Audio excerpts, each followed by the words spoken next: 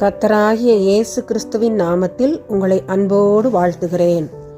இன்று ஆண்டவர் நமக்கு தரும் அற்புத வார்த்தை எரேமியா 20:11. கர்த்தரோ பயங்கரமான பராக்கிரமசாலியாய் என்னோடு இருக்கிறார். Jeremiah 20:11. The Lord is with me like a mighty warrior. அன்பான சகோதர சகோதரிகளே, கிதியோன் என்னும் நியாயாதிபதியின் காலத்தில் 300 பேரை கொண்டு கர்த்தர் மிகப்பெரிய வெற்றியை அவனுக்கு கொடுத்தாரன்றோ? அது மட்டுமல்ல, நியாயாதிபதியாகிய சிம்சோன் காலத்தில் சிம்சோன் 300 நரிகளை பிடித்து பெலிஸ்தரின் வெள்ளாண்மையில் ஓட்டிவிட்டு மிகப்பெரிய சேதத்தை விளைவித்தான் அல்லவா? கழுதையின் பச்சை தாடை எலும்பை கொண்டு 1000 பேரை கொன்றானே. அவன் இறக்கும் பொழுது 3000 பேருக்கும் அதிகம் பேரான மக்களை கொன்று போட்டானே.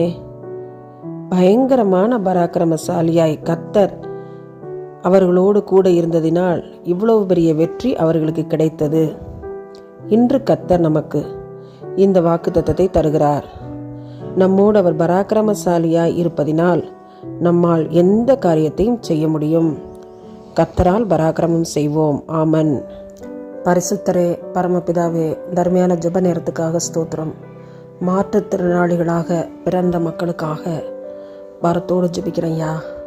கண் தெரியாத மக்களை நினைவுறுகிற சுவாமி.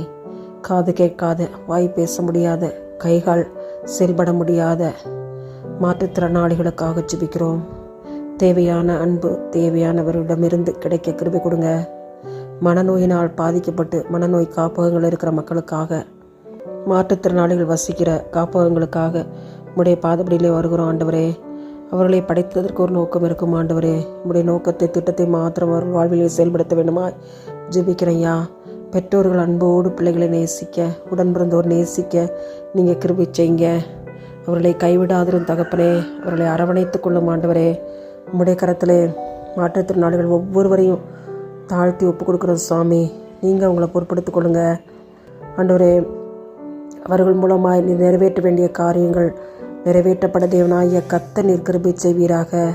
தவறான பாவ பழக்க வழக்கங்களுக்கு அவள் அடிமைப்பட்டு விடாது தேவரை கிருபையாய் பாதுகாத்து வழி நடத்துங்க.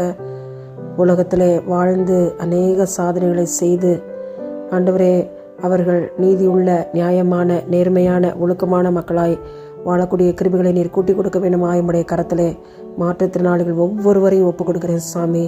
நீங்கள் பொறுப்பேற்று வழி நடத்துங்க. இந்த தாழ்மையின் ஜெபத்தை கேளுங்க, பதில் கொடுங்க. உம்முடைய வல்லமை உள்ள கருத்துக்குள்ளாய் ஒப்பு கொடுத்து ஜெபிக்கிறோம்.